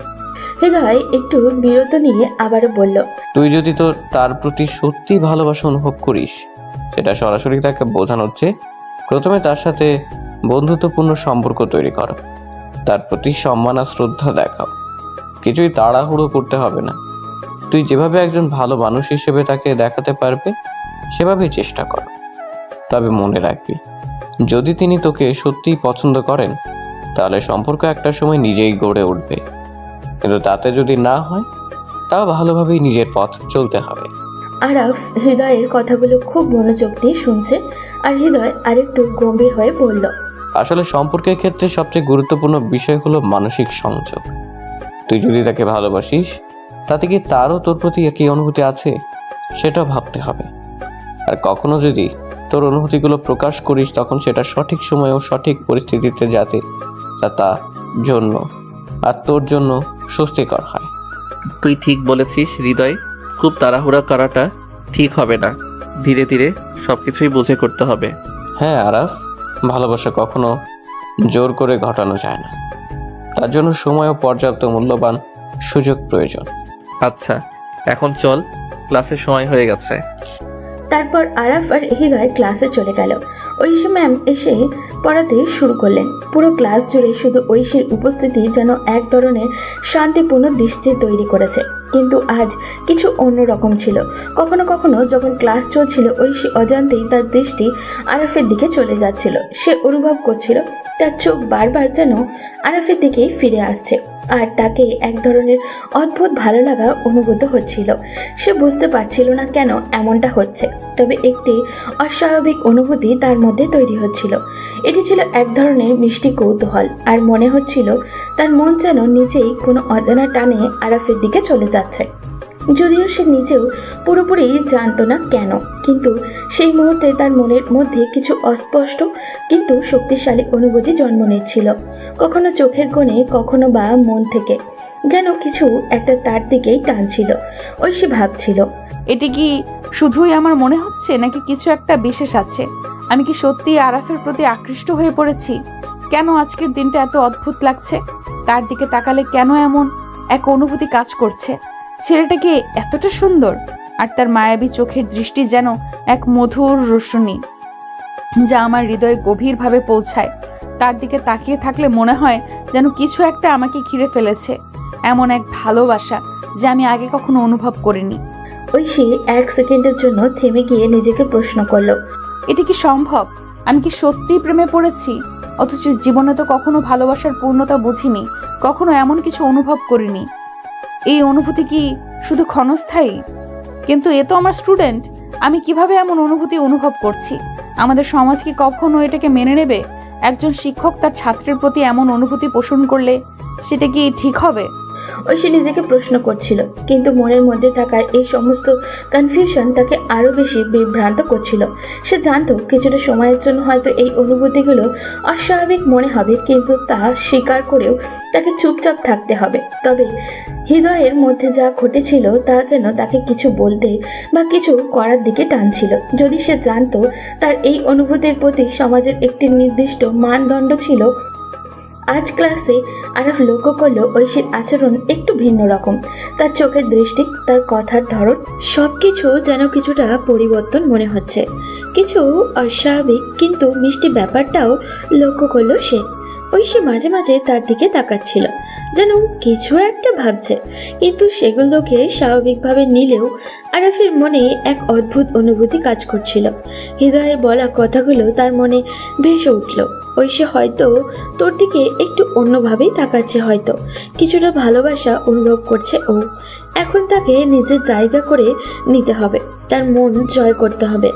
আরাফের মনে হতে লাগলো এই সুযোগটাই তার জন্য সঠিক। যদি ঐশী সত্যিই তাকে পছন্দ করতে শুরু করেছে, তাহলে তার কাজ হলো ঐশীর মনের মধ্যে একটা জায়গা করে নেওয়া, তার প্রতি আস্থা এবং ভালোবাসার স্থান তৈরি করা। এই ভাবনাটা তাকে নতুনভাবে উজ্জীবিতই করছিল। আর সে জানতো এখন সময় এসেছে ঐশীর কাছে তার ভালোবাসার কথা পৌঁছানোর। তবে সেটা সঠিক সময় এবং সঠিকভাবেই করতে হবে। এখন তার একটাই লক্ষ্য, ঐশী আরও কাছ থেকে জানার সুযোগ তৈরি করা এবং তার জীবনে একটি স্থায়ী জায়গা তৈরি করে নেওয়া। আরাফ ভার্সিটির বাইরে গিয়ে দাঁড়িয়ে অপেক্ষা করতে লাগলো ঐশী আসার। কিছুক্ষণ পর ঐশী আসলো। ঐশীকে দেখে আরাফ বলল, ম্যাম, আজকে আমরা একসাথে বাসায় ফিরতে পারি? না আরাফ, আমি একাই চলে যাব। আমাদের সাথে যাওয়াটা মনে হয় ঠিক হবে না। কেন ম্যাম? এখানে তো অসুবিধা কিছু নেই। সমস্যা শুধু তুমিই দেখছো না, আমি একটা সাধারণ পরিবার থেকে এসেছি। আমাদের সমাজে একটা মেয়ে যদি কোনো ছেলের সাথে ঘুরোঘুরি করে তাহলে অনেকেই নানান কথা বলবে, আমার ওপর এর বাজে প্রভাব পড়বে। তুমি জানো একজন সাধারণ পরিবারের মেয়ে হিসেবে এই ধরনের পরিস্থিতি অনেক বড় সমস্যা হয়ে দাঁড়াতে পারে। এটা শুধু আমার জন্য নয়, আমার পরিবারের সম্মানের জন্য অনেক বড় ঝুঁকি। ম্যাম, যদি আমরা সব সময় সমাজের চিন্তা করি তাহলে কখনোই জীবনে সামনে এগিয়ে যেতে পারবো না। আমাদের জীবনের সিদ্ধান্ত তো আমাদেরই নিতে হবে। সমাজ তো সেটা নিতে পারে না। সমাজ কি বলবে, কি ভাববে, তার জন্য তো আমাদের জীবন থেমে থাকতে পারে না। আরাফ ঐশীর মনে সাহস জোগানোর চেষ্টা করছিল, কিন্তু ঐশী আজ তার সাথে যেতে রাজি হলো না। আরাফ একটু হতাশ হলেও সে বুঝতে পারছিল যে ঐশী চিন্তা ও সংখ্যা অনেক গভীর। এদিকে তিশা, যার আগ্রহ ছিল আরাফের প্রেমিকা সম্পর্কে জানার জন্য, আজ ভার্সিটিতে এসেছিল। সে বোরকা পরে লুকিয়ে লুকিয়ে এসে সব কিছুই লক্ষ্য করছিল। আরাফ তাকে চিনতে পারেনি, তবে তিশার সব কিছু শুনে নিয়েছিল। ঐশী রিক্সা নিয়ে তার বাসার দিকে রওনা হলো, আর আরাফ হৃদয়কে সাথে নিয়ে কিছু সময়ের জন্য ঘুরতে বের হয়ে গেল, যেন তার মনটা একটু ভালো হয়। তিশাও এক রিক্সা নিয়ে ঐশীর পিছু পিছু চলতে লাগলো। অনেকটা রাস্তা পার হওয়ার পর তিশা রিক্সা থামিয়ে ঐশীকে ডাকলো। এরপর সে বলতে লাগলো, হ্যালো, আমি তিশা। হ্যালো, আমি ঐশী। তা আপনি কে? আপনাকে চিনতে পারলাম না। আমি আরাফের বড় বোন। তাই ভাবে রাস্তা আটকালেন, কিছু কি বলবেন? হ্যাঁ, তোমার সাথে একটু কথা বলতে চেয়েছিলাম। আমরা কি কোথাও বসতে পারি? ওকে, কোনো সমস্যা নেই। এই সামনে একটা কফি শপ আছে, আমরা ওখানেই বসি। চলো। তারপর তিশা আর ঐশী ওই কফি শপে চলে গেল। কফি শপে গিয়ে একটা টেবিলে বসলো দুজন। তারপর তিশা ঐশীকে জিজ্ঞাসা করলো, ঐশী, তুমি কি অর্ডার করবে? আপু, আসলে আমি কিছু খাবো না। তা কি করে হয়? কিছু অর্ডার করো, একটা কফি নাও। ঠিক আছে, তাহলে একটা ক্যাপাচিনো অর্ডার দিয়ে দিন, অল্প চিনি দিয়ে। Excuse me, yes ma'am, tell me. One cappuccino with little sugar and one black coffee without sugar. আপু, এখন বলেন কি বলবেন। তুমি আমাকে আফু বলে ডাকছো কেন? আমরা তো সমবয়সী হব। তুমি আমাকে তুমি করেই বলো। ওকে, ঠিক আছে, এবার বলুন। কিছুদিন ধরে আরাফের মধ্যে আমি কিছু চেঞ্জ লক্ষ্য করেছিলাম, তাই আজ একটু ফলো করার সিদ্ধান্ত নেই। এবং তোমাদের কিছু কথাবার্তা শুনলাম। কথাবার্তা শুনে মনে হলো তোমরা দুজন দুজনকে পছন্দ করো। আমার ধারণাটা কি ঠিক? আমি জানি আরাফ আমাকে পছন্দ করে এবং হয়তো সে আমাকে ভালোবাসে, কিন্তু আমি এখনো নিশ্চিত না। আমার মনে হয় আমি তাকে ভালোবাসি, কিন্তু কখনো সঠিকভাবে নিজেকে বুঝতে পারছি না। যখন তাকে দেখি বা যখন তার সাথে কথা বলি, আমার হৃদয়ে অন্যরকম একটা অনুভূতি নিয়ে ভরে ওঠে। তার পাশে থাকতে ভালো লাগে, তবে কি সেটা আসলেই ভালোবাসা? আমি নিশ্চিত হতে পারছি না। ঐশী, তুমি যা অনুভব করছো সেটা অনেকটাই স্বাভাবিক। ভালোবাসা কখনো একে অপরকে বুঝতে বোঝাতে আসে না, বরং সেটা সময়ের সাথে সাথে গভীর হয়। তুমি যখন আরাফের পাশে থাকো, যখন তার সাথে কথা বলো, তোমার হৃদয়ের অনুভূতি যে অনুভব করে সেটা খুবই মূল্যবান। আর সেটাই বোঝায় যে তুমি ও আরাফকে ভালোবাসো। একে অপরকে ভালোবাসলে আর পছন্দ করলেই কি সব কিছু হয়? আরাফ আমার স্টুডেন্ট, আমি তার থেকে বয়সে বড়, আর তাছাড়া আমি একটা সাধারণ পরিবারের মেয়ে। ভালোবাসা কখনো বয়স থেকে হয় না। তুমি হয়তো জানো, বলিউডের অভিনেতা শাহিদ কাপুর তার থেকে 13 বছর বড় মেয়ে মীরা রাজপুতকে বিয়ে করেছেন। মীরা রাজপুত ছিলেন একজন সাধারণ ঘরের মেয়ে, কিন্তু তাদের ভালোবাসা এ সম্পর্কে সব বাধা পেরিয়ে গিয়েছে। কিন্তু আমাদের জীবনটা তো আর বলিউড না। বলিউডের মতো তো আর আমাদের জীবন চলে না। আমাদের সমাজ পরিবেশ সব কিছু আলাদা। সব কিছু কি মানিয়ে নেওয়া সম্ভব? মানিয়ে নেওয়া সম্ভব যদি আমরা নিজেদের মতন ভালো থাকতে চাই। জীবনে কিছু সিদ্ধান্ত আমাদের নিজের, আর যখন যেটা সত্যি অনুভূতি ভালোবাসা নিয়ে হয়, তখন কিছুটা সাহস লাগে, আর বাকিটা সময়ের উপর নির্ভর করে। ঐশী কিছুক্ষণ চুপ করে থাকে। তিশার কথাগুলো তার মনের গভীরে পৌঁছে যায়, যেন এক অদৃশ্য শক্তি তাকে প্রেরণা দেয়। তার মনে এক অদ্ভুত সাহস সঞ্চারিত হয়। মনে মনে ভাবতে থাকে, হ্যাঁ, জীবনের কিছু গুরুত্বপূর্ণ সিদ্ধান্ত তো আমাকে নিজেই নিতে হবে। আমি যদি সত্যি তার জন্য ভালোবাসা অনুভব করি, তাহলে সমাজ বা পরিবেশ আমাকে থামাতে পারবে না। ঐশীর মনের মধ্যে এক নতুন আশা জাগে, যেন তার ভালোবাসার পথটা আরেকটু পরিষ্কার হতে শুরু করেছে। ঐশীকে অনেকক্ষণ চুপ করে থাকতে দেখে তিশা আবারও বলতে লাগলো, আমার ভাইটা খুব সহজ সরল, তবে মাঝে মাঝে একটু দুষ্টামি করে, কিন্তু তার মধ্যে একটা অসীম ভালোবাসা লুকানো থাকে। মানুষের প্রতি তার একটি দুর্বলতা রয়েছে। এমন মনের মানুষ যদি তুমি জীবনসঙ্গী হিসাবে পাও, তাহলে আমি নিশ্চিত তোমার জীবন হবে সুখী। তুমি এমন একজন সঠিক মানুষকে বাসা পাবে, যার সঙ্গে তোমার বাকি জীবনটুকু কাটানো যাবে। আমার মনে হয় এখন আমাদের একটু সময় নিয়ে চিন্তা করা উচিত। তুমি তোমার বাসায় গিয়ে নিজ থেকে ভাবো, নিজের মনের সঙ্গে বোঝো, সত্যিই কি তুমি আরাফকে ভালোবাসো? তারপর আমাকে জানাও, আর বিশ্বাস রাখো আমি তোমাদের পাশে আছি, তোমাদের সাপোর্ট করতে প্রস্তুত। আমি চাই আমার ভাই জীবনে একজন ভালো মানুষের সুখে থাকতে পারুক। ঠিক আছে, আমি তোমার সব কথাই মাথায় রাখবো। আমাকে একটু সময় দাও, আজকের রাতটা নিজের মতো কাটাতে চাই। কালকে আমি তোমাকে জানিয়ে দেব। ওকে, ঠিক আছে, তোমার মোবাইল নাম্বারটা আমাকে দাও। 017-592।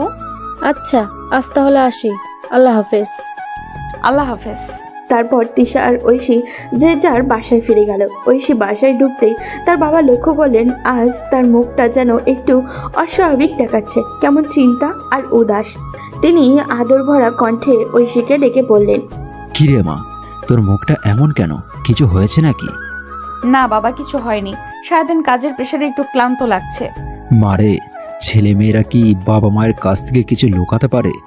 বাবা মারা তাদের সন্তানের মুখ দেখায় সব কিছু বুঝে যায়। তোর কিছু একটা হয়েছে আমাকে বল। বাবা, তুমি আমার সবচেয়ে ভালো বন্ধু। আমার কিছু হলে তোমাকে সবার আগে জানাবো। আচ্ছা ঠিক আছে, যা রুমে গিয়ে ফ্রেশ হয়ে খাবারটা খেয়ে নে। ঠিক আছে বাবা। ঐশী রুমে গিয়ে একটুখানি বিশ্রাম নিল। কিছুক্ষণ পর সে ওয়াশরুমে চলে গেল শাওয়ারের নেওয়ার জন্য। শাওয়ারটা ছেড়ে তার নিচে চুপচাপ বসে রইল। ঠান্ডা পানির ধারায় এসে তাকে ঐশীর মনে যেন হাজারো চিন্তার ভিড়। এখন কি করা উচিত, এই প্রশ্নটা ঘুরপাক খাচ্ছে তার মাথায়। আরাফের সঙ্গে সম্পর্কটা কি এগিয়ে নিয়ে যাওয়া উচিত, নাকি এটাই ঠিক হবে না? ঐশী বুঝতে পারছে সে তো আরাফের থেকে বয়সে বড়। ইউনিভার্সিটিতে যদি বিষয়টা জানাজানি হয়ে যায় তাহলে ব্যাপারটা কেমন হবে। এদিকে আরাফের প্রতি তার ভালোবাসা প্রতিনিয়তই বেড়ে চলেছে। অন্যদিকে এই সম্পর্কের সামাজিক প্রভাব তাকে ভাবিয়ে তুলছে। সিদ্ধান্তহীনতায় ঘেরা ঐশী সময়ের হিসেবে ভুলে শাওয়ারের নিচে বসে থাকে। বেশ কিছুক্ষণ পর বাবার ডাকে তাকে বাস্তবে ফিরে আনলো। ওসির এতক্ষণ ধরে বাথরুমে কি করছিস? ঠান্ডা লেগে যাবে তো। ঐশী তার বাবার আওয়াজে হকচকিয়ে ওঠে। শাওয়ার সেরে তাড়াতাড়ি কাপড় পরিবর্তন করে বাইরে বেরিয়ে এলো। তারপর কিচেনে এগিয়ে সকালের খাবারগুলো একটু গরম করলো। সব কিছু শেষ করে সে রুমে ফিরে এলো। সারাদিনের কাজের ক্লান্তি আর মন জুড়ে থাকা চিন্তাগুলো যেন তাকে আরও ভারাক্রান্ত করে তুলেছে। বিছানায় গিয়ে বালিশে মাথাটা ছোঁয়াতেই যেন শরীর আর মনের ক্লান্তি একসঙ্গে জড়িয়ে ধরল। কিছু বুঝে ওঠার আগেই গভীর ঘুমে তলিয়ে গেল ঐশী। এদিকে সন্ধ্যা গড়িয়ে রাত প্রায় 9টা। আরাফ এখনও বাসায় ফিরল না। তিশার মনে অস্বস্তি বাড়তে শুরু করলো। আরাফ তো কখনো এত দেরি করে বাসায় আসে না, তাহলে কি কিছু হয়েছে?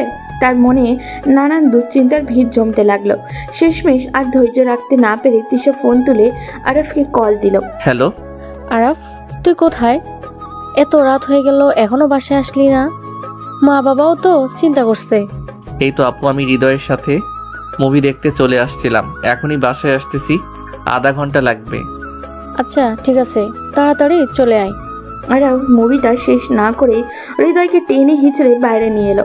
দ্রুত একটা রিক্সা নিয়ে হৃদয়কে তার বাসায় নামিয়ে দিয়ে নিজেও বাসায় ফিরে এলো। বাসার দরজায় পৌঁছেই কলিং বেল বাজতেই তিশা দরজা খুলে দিল। তিশা প্রথমেই আরফের দুশ্চিন্তায় ভরা অস্বস্তি মাখা মুখটা দেখে একটু মজা পেয়ে গেল।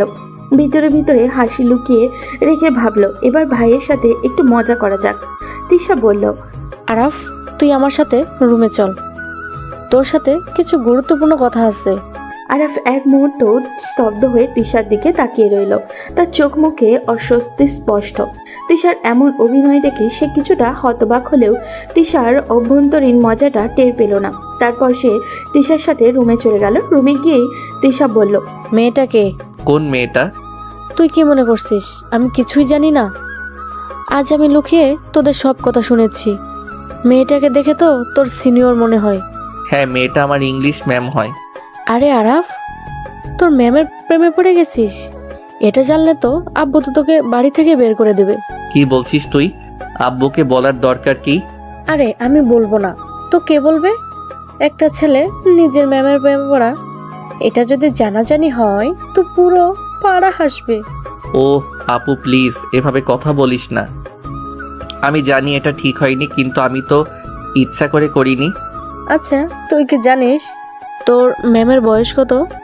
উনি তোদের স্যারদের সাথে চা খেতে যান। চা খেতে যান মানে? কি বলছিস তুই? ওনার বয়স কি এত বেশি? আরে না, উনি চা খেতে যান সেটা বললাম। যা, তুই একটু বেশি দুশ্চিন্তা করিস। তুই এমন করছিস কেন? ছোট থেকে বড়দের ভালো লাগে সেটা ভালো, কিন্তু নিজের ম্যামকে? আমি তো জানতাম না শুরুতে উনি আমাদের ইংলিশ ম্যাম হবেন। আচ্ছা, তুই কি জানিস ম্যামের যদি বিয়ে হয়ে যায় তোর কি হবে তখন? উনি তো তোকে পড়া শেখাবেন আর তুই চুপচাপ মন ভাঙা নিয়ে বসে থাকবি। জানি না, হয়তো পড়াশোনা বন্ধ করে দিব। আচ্ছা, তুই যদি ওনার সামনে প্রপোজ করিস আর উনি না করে দেন তখন কি করবি? তা তো জানি না, কিন্তু আমি চেষ্টা করব। তোর এই অবস্থা দেখে আমার দুঃখ লাগছে না, বরং মজা লাগছে। তোর ম্যামের প্রেমে পড়া নিয়ে নাটক বানানো যাবে। আপু, তুই কি সত্যি এসব নিয়ে হাসছিস? না না আরাফ, আমি তো তোর পাশেই আছি। ম্যাম যদি না বলে দেয় চিন্তা করিস না, আমি তোকে অন্য ম্যামের কাছে নিয়ে যাব। তুই আমাকে সান্ত্বনা না দিয়ে মজা করছিস? আরে না, আমি তোর পক্ষেই আছি। ঠিক আছে, আগে দেখি কি হয়। আরে ভাই, কি মিষ্টি রোমান্টিক তুই। একদিন তোকে নিয়ে গল্প লিখব, ছাত্র যখন ম্যামের প্রেমে পড়ে। কথাটা বলেই তিশা আরাফের রুম থেকে বেরিয়ে আসলো আর আরাফ ওয়াশরুমে চলে গেল। শাওয়ার সেরে সে নিচে গিয়ে রাতের খাবারটা তাড়াতাড়ি শেষ করলো। খাবার শেষ করে আবার রুমে ফিরে এলো। রুমে এসে মোবাইলটা হাতে নিয়ে ফেসবুক খুললো। আজও তার মাথায় ঘুরপাক খাচ্ছিল ঐশী। আবার সে ঐশীর নামটা সার্চ দিতে শুরু করলো। কয়েকটা আইডি স্ক্রল করার পর হঠাৎ একটি আইডি তার চোখ আটকে গেল। আইডিতে ঢুকতেই তার মন আনন্দে নিচে উঠল। এটা ঐশীর আইডি। অনেক খুঁজে পেয়ে তার মন যেন উচ্ছ্বাসে ঢেউ বইতে লাগলো। মুহূর্তই দেরি না করে সে ঐশীকে ফ্রেন্ড রিকোয়েস্ট পাঠিয়ে দিল, কিন্তু অপেক্ষার পরও ঐশী ফ্রেন্ড রিকোয়েস্ট অ্যাকসেপ্ট করলো না।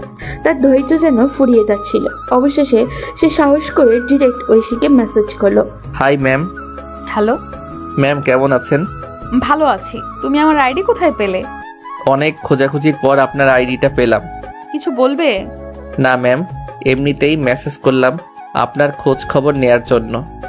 খোঁজ খবর তো কাল ভার্সিটিতে গেলেও নিতে পারবে, এইভাবে রাতে মেসেজ করার কি দরকার? Sorry ma'am. শোনো, পড়াশোনায় মনোযোগ দাও, সামনে তোমার ফাইনাল এক্সাম, ভালো রেজাল্ট করা ভীষণ গুরুত্বপূর্ণ। এইভাবে আমার পেছনে সময় নষ্ট করা বন্ধ করো, নিজের ভবিষ্যৎ নিয়ে একটু সিরিয়াস হও, বুঝেছো? আরফ কথাটা শুনে সে একবার থমকে গেল। মুখে আর কোনো কথা এলো না, চুপচাপ থেকে গেল অনেকটা সময়। মনে হলো তার আকাশে কালো মেঘ জমে গেছে আর তার স্বপ্নগুলো বৃষ্টি হয়ে একে একে ভেঙে পড়ছে। তার মাথায় ভীষণ যন্ত্রণা শুরু হয়েছে, যেন চিন্তার ভারে দম বন্ধ হয়ে আসছে ওর। কোনো কিছুই আর পরিষ্কারভাবে ভাবতে পারছিল না। ক্লান্ত শরীর নিয়ে বিছানায় গিয়ে বালিশে মাথা রাখতেই এক গভীর নিঃশব্দ ঘুমের অতলে তলিয়ে গেল। পরদিন সকালে ঐশী ভার্সিটির উদ্দেশ্যেই রওনা দিল। মনটা অদ্ভুতভাবেই অস্থির ছিল, কারণ সে চিরাচরিতভাবে আজও আরাফের খুঁজতে লাগলো, কিন্তু আশেপাশে চোখ বুলিয়ে আরাফের দেখা পেল না। আরাফ সেদিন ভার্সিটিতে যায়নি। সারাটা দিন ঐশীর মন যেন অজানা এক অভাববোধে ভরে গেল। তার দুই চোখ শুধু আরাফকেই খুঁজে ফিরল, কিন্তু কোথায় দেখা মিলল না। এভাবে কয়েকটা দিন কেটে গেল। এই কয়েকটা দিন আর ভার্সিটিতে আসেনি। প্রতিদিন ঐশী যেন এক অদৃশ্য আকর্ষণে আরাফকে খুঁজে বেড়াচ্ছিল, কিন্তু আরাফের অনুপস্থিতি তার মনের মধ্যে থাকা এক ধরনের শূন্যতা আর অস্বস্তিতে তৈরি করে যাচ্ছিল। একা একা বসে ঐশীর মনে হতে লাগলো, কোথায় গেল আরাফ? সে কি ইচ্ছে করেই আসছে না, নাকি কিছু হয়েছে? কেন জানি মনে হচ্ছে আমার কিছুই ভালো লাগছে না। আমার এমন লাগছে কেন? তাহলে কি সত্যি আমি আরাফকে ভালোবাসি? আমি কি শুধু আরাফের সেই দুই চোখের মায়ায় পড়ে গেছি? এমন অস্পষ্ট অনুভূতি যেন তার হৃদয়ে ঘুরপাক খাচ্ছিল, আর সে কোনোভাবেই তার সত্যিকারের অনুভূতিগুলো বুঝে উঠতে পারছিল না। ঐশী ভার্সিটি থেকে বেরিয়ে একটা রিক্সা নিয়ে সোজা বাসায় চলে এলো। বাসায় ঢুকতেই তার বাবা মেয়ের মলিন মুখ দেখে কিছুটা চিন্তিত হয়ে মেয়ের অবস্থা দেখে মনে মনে টেনশন শুরু করলেন। পৌসি, এদিকে আয় মা, আমার পাশে একটু বস। হ্যাঁ বাবা, বলো, কিছু কি বলবে? তোর মুখ দেখে বোঝা যাচ্ছে তোর কিছু একটা হয়েছে। বাবা মায়েরা সন্তানের মুখ দেখে সব বুঝে যেতে পারে। তুই তো আমাকে তোর সবচেয়ে ভালো বন্ধু মনে করিস, তাহলে আমাকে সব কিছু খুলে বল, কি হয়েছে তোর? ঐশী এবার কিছুটা আবেগময় হয়ে পড়ল। তার চোখে অজান্তেই জল চলে এলো। কষ্ট আর চাপের ভেতরে থেকে নিজেকে সামলাতে না পেরেও সে ভেঙে পড়ল। বাবার দিকে তাকিয়ে তার কণ্ঠে অনেকটা দুঃখ এবং হতাশা মিশে গেল। ঐশী বলতে লাগলো, বাবা, আমি একটা ছেলেকে পছন্দ করি, কিন্তু সমস্যা হচ্ছে ছেলেটা আমার স্টুডেন্ট আর বয়সও অনেক ছোট। আমি কিছুতেই তাকে বলতেও পারছি না, কিন্তু আমার মধ্যে এক অজানা ভালোবাসা আর মায়া বেড়ে চলেছে। আমি কি করব কিছুই বুঝতে পারছি না। ঐশীর কথা শুনে তার বাবা একটু মুচকে হাসলেন, তারপর মেয়েকে বলতে লাগলেন, শোন মা, ভালোবাসা কোনো সাদা কালো বড় ছোট বিষয় না। ভালোবাসা আসে মনের গভীর থেকে। এটা কোনো কিছুর সীমা মানে না। কখন কাকে ভালো লেগে যায়, ভালোবাসা এক অদ্ভুত মায়া। এটা এমন একটা অনুভূতি যা মানুষ কখনো একেবারে নিয়ন্ত্রণ করতে পারে না। ভালোবাসা মানুষকে এক অদৃশ্য বাঁধনে বেঁধে রাখে এবং সে বাঁধন থেকে বেরিয়ে আসা সহজ নয়। ঐশীর বাবা একটুখানি থেমে তার চোখের গভীর দৃষ্টি নিয়ে আবারও বললেন, তুমি এখন কি চাও সেটা ঠিক করতে হবে তোমাকেই। ছেলেটা ছোট নাকি বড় সেটা আসলে বড় ব্যাপার নয়। বড় ব্যাপার হলো তুমি তাকে মন থেকে ভালোবাসো কিনা, আর সে কি ঠিক তেমনভাবেই তোমাকে ভালোবাসে। যদি তুমি সত্যিই মনে করো যে তুমি তাকে ভালোবাসো, তাহলে তোমাকে সে অনুভূতির দিকে এগিয়ে যেতে হবে। তবে মনে রেখো, আমি সব সময় তোমার পাশে আছি। তুমি যা সিদ্ধান্ত নেবে আমি তাতে তোমার সঙ্গী আছি। তার বাবা এসব কথা ঐশীকে অনেকটাই শান্ত করলো, যেন তার হৃদয়ে এক ধরনের শক্তি এসেছে। বাবার প্রতি আস্থা এবং ভালোবাসা অনুভব করে ঐশী ভাবতে লাগলো, তাহলে কি আমি সত্যিই তাকে ভালোবাসি? যদি হ্যাঁ, তাহলে কি আমাকে এগিয়ে যাওয়া উচিত? ঐশী আর কোনো কিছু না ভেবে সোজা রুমে চলে গেল। কিছু সময় একা থাকতে চাইলো সে। ফ্রেশ হয়ে এসে কাপড় চেঞ্জ করে মনটাকে কিছুটা ঠান্ডা করার চেষ্টা করলো। তারপর হাতে ফোন নিয়ে তিশাকে কল করলো। তিশা ফোনটা রিসিভ করে বলল, হ্যালো ঐশী, কেমন আছো? হ্যালো তিশা, আলহামদুলিল্লাহ আমি ভালো আছি। তুমি তো আর কিছুই জানালে না আমাকে। আমি অনেক চিন্তা ভাবনা করে দেখেছি এবং আমি সত্যি আরাফকে ভালোবাসি। তবে মাঝে মাঝে মনে হয় আমার মধ্যে কিছু সংশয় রয়েছে। আমি জানি আমি একটা সাধারণ পরিবারের মেয়ে। তোমাদের বাবা মাকে আমাদের এই সম্পর্ক মেনে নেবে? ঐশী, তুমি এসব নিয়ে একদম চিন্তা করো না। আমি জানি আমার ভাই তোমার সাথে সুখে থাকবে, তাই আমি আমার ভাইয়ের জন্য আমার পরিবারকে রাজি করাবো। আমি আমার ভাইয়ের সুখের জন্য সব করতে রাজি। তাহলে কি আমি আরাফের সাথে কথা বলবো? আরাফ কিছুদিন যাবৎ ভার্সিটিতে আসছে না, মনে হয় আমার উপর রাগ করে আছে। না, এখন আরাফকে কিছু বলার প্রয়োজন নেই। আমরা এই বিষয়টি সারপ্রাইজ হিসেবে রাখতে চাই। আমি আমার বাবা মার সাথে কথা বলে তাদের রাজি করানোর চেষ্টা করব। তারপর তাদের নিয়ে তোমাদের বাড়িতে আসব। তোমার বাবার কাছে আমি আমার ভাইয়ের জন্য তোমাকে চাইতে আসব। এই কথাটা শুনে সে একেবারে লজ্জায় লাল হয়ে গেল। তারপর ফোনটা কেটে দিয়ে আনন্দে নাচতে শুরু করলো। আজ তার মনের মধ্যে যেন এক ধরনের অদ্ভুত উচ্ছ্বাস বিরাজ করছে। সব কিছু এত সুন্দর লাগছে যেন তার পৃথিবীটাই অন্যরকমই হয়ে গেছে। তাকে যে মানুষটি খুব পছন্দ করে তাকে সে পাবে, এই চিন্তাতেই তার মনের মধ্যে এক ধরনের শান্তি এবং আনন্দ ঢুকছে। এদিকে রাতে খাবারের জন্য আরাফ ডাইনিং টেবিলে এলো। এসে দেখলো ডাইনিং টেবিলে খাবার পরিপূর্ণভাবে সাজানো হয়েছে। সে খাবার খেতে বসলো আর তার বাবা, তিশা এবং তার মা সবাই একসাথে খাবার খেতে বসলেন। আরাফের এমন অবস্থা দেখে তার বাবা বললেন, আরাফ, কি হয়েছে তোমার? তোমাকে এরকম দেখাচ্ছে কেন? কই বাবা, কিছু হয়নি তো, এমনিতেই মনে হয় ঘুম একটু কম হয়েছে। তোমাকে আমি সেদিন অনেকবার বোঝানোর চেষ্টা করেছিলাম, নিজেকে একটু বদলাও, ডিসিপ্লিনের মধ্যে এসে জীবনটা একটু ঠিক পথে নিয়ে আসো। কিন্তু না, দিন দিন তোমার শুধুই অধপতন ঘটেছে। মনে হচ্ছে তুমি নিজেকে হারিয়ে ফেলছো। দিন দিন তুমি আরও খারাপ হয়ে যাচ্ছ, যা আমি আশা করিনি। তার বাবার এই কঠোর কথাগুলো শুনে আরাফ কিছু না বলে মনোযোগ হারিয়ে ফেলল। খাবারও ছেড়ে দিল। প্লেটের মধ্যে পানি ঢেলে তার হাত ধুয়ে উঠে চলে গেল। তার বাবা নীরবভাবে তার দিকে তাকিয়েছিলেন, যেন হতাশ ও উদ্বেগ ভরা দৃষ্টিতে। তিশা পুরো পরিস্থিতি দেখে একটু নরমভাবে বলল, মা, বাবা, আমি আরাফের ব্যাপারে আপনাদের সাথে কিছু কথা বলতে চাই।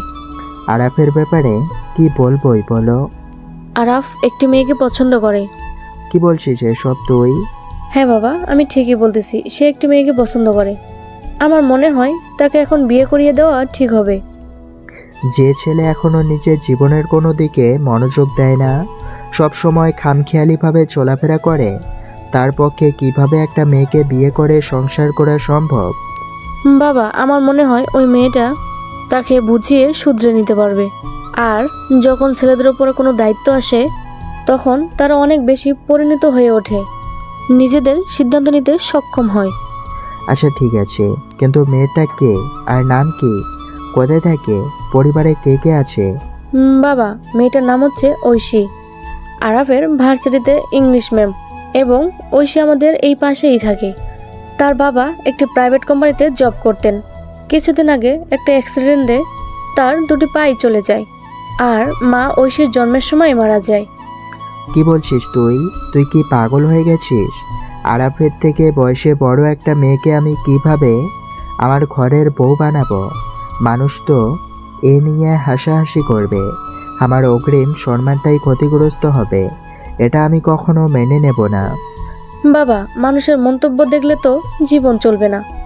তুমি যখন তোমার ব্যবসা শুরু করেছিলে, তখন কি এই সমাজের মানুষ তোমার পেছনে হাসাহাসি করেনি? কিন্তু আজ দেখো তুমি কোথায় পৌঁছেছো। আর যারা তোমাকে নিয়ে হাসাহাসি করেছিল, তারা এখনো একই জায়গায় দাঁড়িয়ে আছে। আর ঐশীর সাথে আমি কথা বলেছি, মেয়েটা সত্যি অনেক ভালো, এবং আমি বিশ্বাস করি এই মেয়ে আমার ভাইয়ের জীবনে আসে, সে সুখী হবে, সে তার জীবনকে আরো সুন্দরভাবে সাজাতে পারবে। তিশার কথা শুনে তার বাবা একটু চিন্তায় পড়ে গেলেন। অনেকক্ষণ নীরব থেকে তারপর তিশাকে বললেন, তুই ঠিক বলেছিস মা, আমারও মনে হয় এই সিদ্ধান্তই আমাদের আরাফের জন্য ভালো হবে। ঠিক আছে, আমরা ঐশীর বাসায় যাব এবং তার বাবার সাথে কথা বলবো। তুই ঐশীর সাথে কথা বলে একটা ডেট ঠিক করে ফেল। ঠিক আছে বাবা। এরপর তিশা ঐশীকে ফোন করে সব কিছু খুলে বলল। দুজনে আজ আলোচনা করে পরের দিন তিশা আর তার বাবা মাকে নিয়ে ঐশীদের বাসায় যাবে এমন সিদ্ধান্তই নিল। তিশা এসে তার বাবা মাকে এই বিষয়ে জানালো। তারপর সবাই যে যার রুমে চলে গেলেন। আরফ এদিকে নিজের রুমে বসে আছে, ফোনটা হাতে নিয়ে বারবার ঐশীর ফেসবুক আইডি খুঁজে দেখছিল। তার চোখ ঐশীর ছবি থেকে সরে না, আর সে স্ক্রল করতে করতে রাত প্রায় 3টা হয়ে গেল। কখন ঘুমিয়ে পড়লো সে নিজেই বুঝতে পারল না। পরের দিন সকালে সবাই ঘুম থেকে উঠে নিজের প্রস্তুতি নিতে লাগলো ঐশীদের বাসায় যাওয়ার জন্য। আরফ ঘুমে থাকায় তাকে ছাড়াই তারা ঐশীদের বাসায় চলে গেল। ঐশীদের বাসায় পৌঁছে সবাই একসাথে বসে আলোচনা শুরু করলো। তখন আরফের বাবা কিছুটা গম্ভীর দৃষ্টিতে বললেন, বিআই সাহেব, আমার ছেলে আর আপনার মেয়ে দুজনেই একে অপরকে পছন্দ করে। আমরা চাই তাদের দুজনের হাত এক করে দিতে, যাতে তারা একসাথে তাদের জীবন সুন্দরভাবে সাজাতে পারে। যদি আপনার অনুমতি থাকে, তাহলে আমরা এই ব্যাপারটা সামনে এগিয়ে নিয়ে যেতে চাই। মা হারা একমাত্র মেয়ে আমার। আমি অনেক আদর ও যত্নে তাকে বড় করেছি, তবে আজকে এই পরিস্থিতির কারণে তাকে চাকরি করতে হচ্ছে। যতই আদরের মেয়ে হোক, পৃথিবীর নিয়ম মেনে একদিন তো তাকে বিয়ে দিতেই হবে। আর আমার মেয়ে যদি আপনাদের বাড়ির বউ হয়, তাতে আমার কোনো আপত্তি নেই। এটা তো আমার জন্য গর্বের ব্যাপার। আমি এতে পুরোপুরি সমর্থন জানাই। আলহামদুলিল্লাহ, তাহলে আমরা বিয়ের একটা ডেট ঠিক করে নেই। হ্যাঁ, আপনারা একটা ডেট ঠিক করে ফেলুন আপনাদের সুবিধা মতো। তাহলে আর দেরি করার কোনো প্রয়োজন নেই, খুব ছোট্ট করে আয়োজন করে দুজনের বিয়ে দিয়ে দিব। তাহলে আগামী শুক্রবারে বিয়ের দিন থাক। ঠিক আছে, কোনো সমস্যা নাই। তারপর তারা সবাই ঐশীর বাবার কাছ থেকে বিদায় নিয়ে বাসায় ফিরে এলেন। বাসায় এসে সবাই ভাবলো যে আরফকে বিষয়টা জানানো দরকার। তাই রাতের খাবার টেবিলে বসে আরফের বাবা তার দিকে তাকিয়ে কিছুটা গম্ভীর কণ্ঠে বললেন, আরাফ, আজকে আমরা তোমার জন্য একটা গুরুত্বপূর্ণ সিদ্ধান্ত নিয়েছি। কিসের সিদ্ধান্ত বাবা? আমি আমার এক বন্ধুর মেয়ের সাথে তোমার বিয়ে ঠিক করে এসেছি। আগামী শুক্রবার তোমার বিয়ে। তার বাবার কথা শুনে আরফ কিছুটা অবাক হলো, কিন্তু তার বাবার সামনে কিছু বলতে পারলো না ভয়ে। কিছুক্ষণ পর তার বাবা খাওয়া শেষ করে উঠে চলে গেলেন। তখন আরফ তার মাকে বলল, এটা কি রকম সিদ্ধান্ত?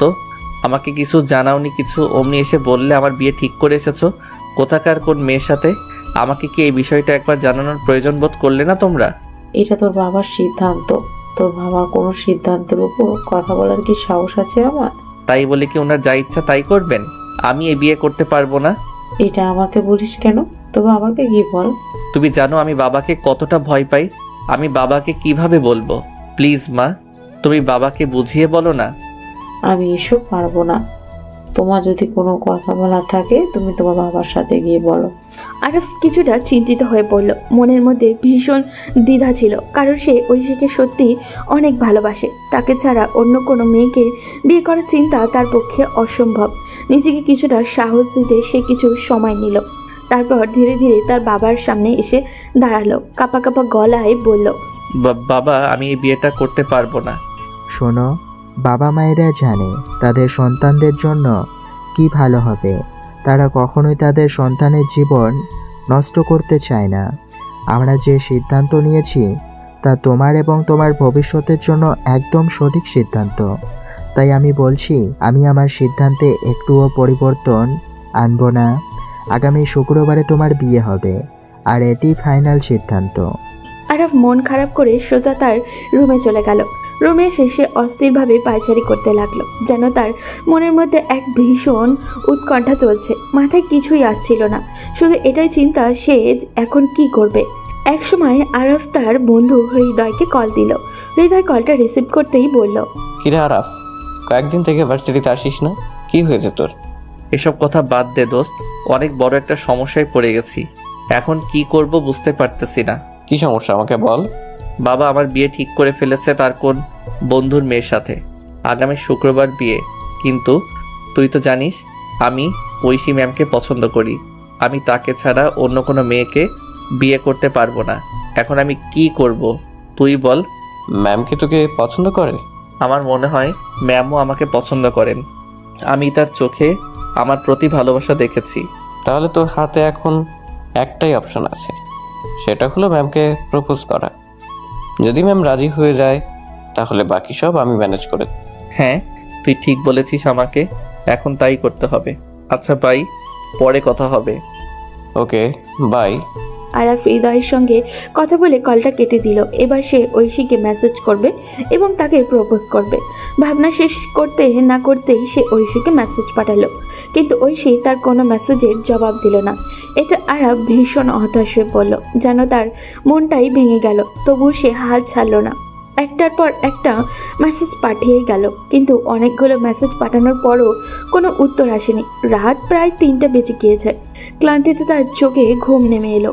বিছানায় শোবার সঙ্গে সঙ্গে সে গভীর ঘুমে তলিয়ে গেল। সকালে ঘুম ভাঙতেই দেখে ঘড়িতে 9টা বেজে গেছে। তার মানে এখন ঐশী ইউনিভার্সিটিতে যাওয়ার জন্য বের হবে। কোনো কিছু আর না ভেবে তাড়াহুড়ো করে রেডি হয়ে সে সরাসরি ঐশী বাসার নিচে গিয়ে দাঁড়ালো।